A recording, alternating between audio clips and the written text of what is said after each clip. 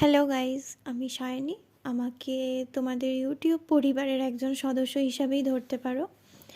এটা আমার নতুন চ্যানেলের প্রথম ভিডিও, তো তোমরা তাড়াতাড়ি চ্যানেলটাকে সাবস্ক্রাইব করে দাও আর অনেক অনেক বেশি শেয়ার করো, কারণ তোমাদের সাপোর্টটা আমার ভীষণ ভীষণ প্রয়োজন। তো বেশি কথা না বাড়িয়ে চলে আসি ঘটনাতে। এটা আমার জীবনের প্রথম ভৌতিক অভিজ্ঞতা। একদিন আমি পড়তে গেছিলাম, তো তখন আমি 8-9 সামথিং এরকম টাইমে ক্লাসে পড়ি।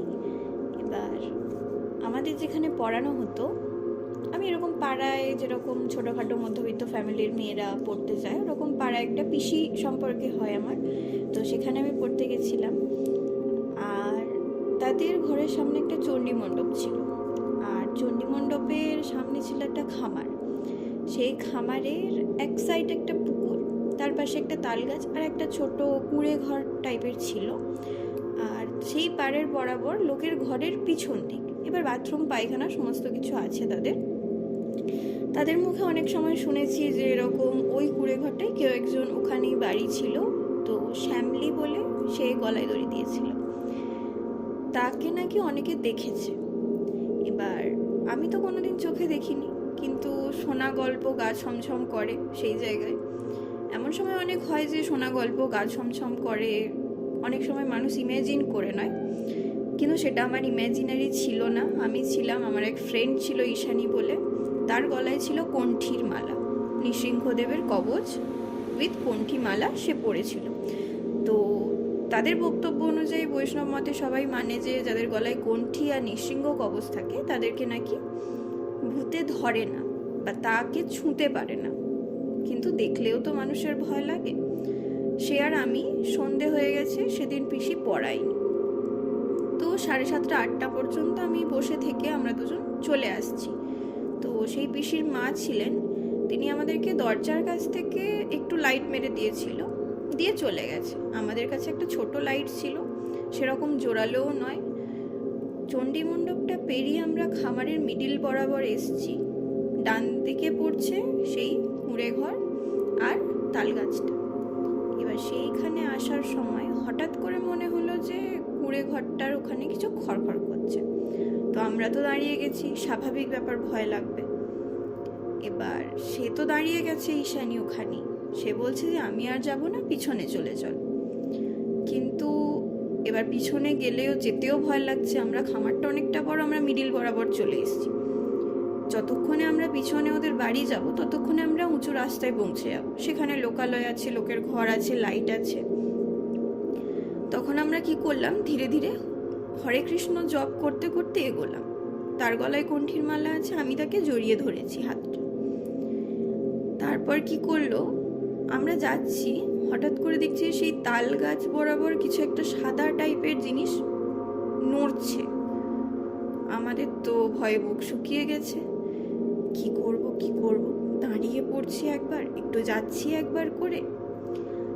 তারপরে অবশেষে কি দেখা গেল, যে ওখানটায় যে আছে, আমরা হালকা করে টর্চ মেরেছি। ঈশানী বলছে যে হয়তো কেউ বাথরুমে এসছে, কারণ ওখানে লোকের বাথরুম পায়খানাও আছে। আমি বলছি দেখ, যদি বাথরুমেই আসে তাহলে তো অন্তত লাইট নিয়ে আসবে, অন্ধকার এসে থরি না আসবে। তখন হালকা করে লাইটটা মেরে, ঈশানী লাইটটাকে মেরেছে ওদিকে। আমরা যা দেখলাম সেটা যদি তোমরা হয়তো দেখতে, তোমাদেরও সেরকমই ফিল হতো। মানে পিঠের মিডিল দিয়ে যেরকম একটা ঠান্ডা স্রোত বয়ে যায়, সেরকম টাইপের ফিলিং হলো। এখনো আমি বলছি আমার নিজেরও ভয় লাগছে, মানে গায়ের লোম খাড়া হয়ে যাচ্ছে এরকম। আমরা যা দেখলাম, একটা সাদা ঠিক নয়, সবাই বলে যে ভূতেরা নাকি সাদা কাপড় পরে আসে। মানুষ যেরকম গ্রামের বউরা যেরকম কাপড় চোপড় পরে আর কি, 8 পৌড়ে করে, ওরকম একটা হলদে টাইপের কাপড়, সেটা অন্ধকারে সাদা লাগছে, বাট টর্চ মেরে যখন দেখলাম যে সাদা নয়, আমরা বেশি ভালো করে দেখার মতো সময় পাইনি, ওই রকম হলদে টাইপের একটা কাপড় 8 পৌড়ে করে পরে আছে, চুলটা সুন্দর করে একদম বিনুনি করা, একজন মহিলা, তাল গাছ বরাবর বেয়ে নেমে আসছে নিচের দিকে, কুঁড়ে ঘরটা চালের উপরে। কুঁড়ে ঘরটা একদম তাল গাছের গায়ে, মানে একদম জয়েন্ট হয়ে আছে। তো ওই রকম জায়গায় এই সন্ধেবেলা আমার তো মনে হয় না যে কোনো স্বাভাবিক সুস্থ মানুষ ওরকম যেতে পারবে, বা কোনো মেয়ের পক্ষে তাল গাছে ওঠা তো এত সহজ নয়। তো ওই রকম ভাবে নেমে আসছে তাল গাছ বরাবর কুঁড়ে ঘরের চালের কাছে। আমরা যেই টর্চটা মেরেছি আমাদের দিকে তাকালো, চোখটা পুরো ঘোলাটে, একদমই মানুষের মতো চোখ নয়। আর একদম যে কার্টুন হরর ফিল্ম এগুলোতে দেখায় যে মনি নেই, শুধু সাদা অংশটা, ওরকমও নয়। চোখটা ঘোলাটে, যেন উপরে কোনো একটা স্তর পড়ে গেছে। আমরা তো ওই দেখেই টেনে দৌড় মেরেছি রীতিমতো। আর দেখার মতো সময় নেই, আর সেরকম অবস্থায় দাঁড়িয়ে দেখার মতো কোনো মানুষই হয়তো দাঁড়িয়ে দেখতে পারবে না। আর স্বাভাবিক তখন আমরা অনেক ছোট। তো আমরা গেলাম, দৌড়ে চলে গেছি ঈশানীদের বাড়িতে। ওর মা, ওরা হচ্ছে বৈষ্ণব। তো ওর মার কাছে গেছি। ওর মা যেতে তো আমাকে ফুক টুক দিল মন্ত্র বলে। জানি না, সবাই বলে যে নৃসিংহ কবচ থাকলে নাকি ধরতে পারে না, হয়তো সত্যিই সেটা ফলেছিল। তারপরে 3-4 দিন আমার তো এতটাই জ্বর ছিল, প্রচণ্ড জ্বর, আমি উঠতে পারিনি।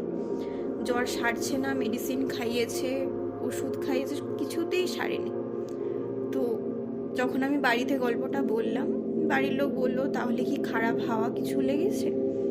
তো ওখানে যারা গুণিন থাকে গ্রামে, ঠাকুর বাপুর শুনেছেন হয়তো, তো ওরকম গুণিনের কাছে নিয়ে গেল।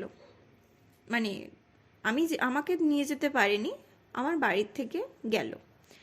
যেতে তখন তিনি নাম ঠিকানা সমস্ত কিছু আমার বলাতে বলল যে আমরা যখন নাকি দৌড়েছিলাম আমাদের পিছন পিছন এসছিল।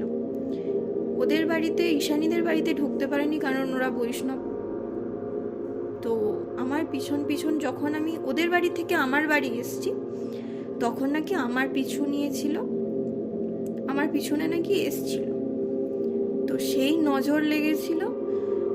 তারপরে একটা তাবিজ, একটু ফুল, এগুলো কি সব মন্ত্র বলে পড়ে দেয়, এরকম পড়ে দিল।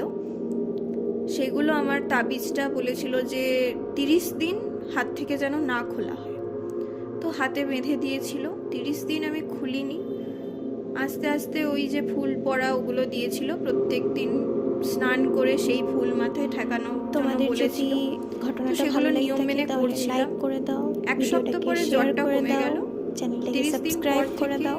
আর কোনো রকম সমস্যা পরিচিত অনেক মানুষের এমন অনেক ভৌতিক এটা আমার একটা এক্সপেরিয়েন্স আমার লাইফের, যেটা আমি ফার্স্ট পডকাস্টে তোমাদের সাথে শেয়ার করছি।